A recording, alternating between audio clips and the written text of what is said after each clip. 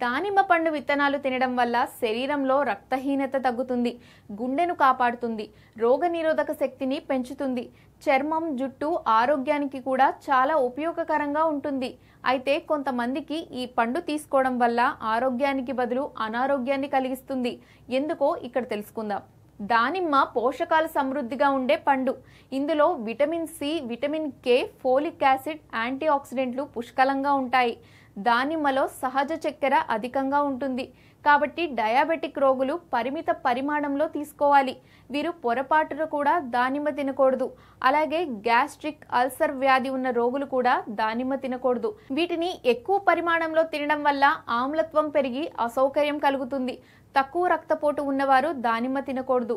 దానిమ్మ రక్తపోటును మరింత తగ్గిస్తుంది కాబట్టి తక్కువ రక్తపోటు ఉన్నవారు దానిమ్మ వైద్యుల సలహా మేరకు మాత్రమే తీసుకోవాలి. వీరు కాకుండా రక్తహీనత ఉన్న రోగులు, గుండె జబ్బులు, అధిక కొలెస్ట్రాల్తో బాధపడేవారు దానిమ్మ తీసుకోవచ్చు. గుండె జబ్బులు, అధిక కొలెస్ట్రాల్తో బాధపడేవారు దానిమ్మ తినడం మంచిది. దానిమ్మలోని యాంటీ ఆక్సిడెంట్లు గుండె జబ్బుల ప్రమాదాన్ని తగ్గిస్తాయి. అలాగే గర్భిణీలు కూడా తినొచ్చు. ఇందులోని ఫోలిక్ ఆమ్లం పిండం పెరుగుదలకు తోడ్పడుతుంది.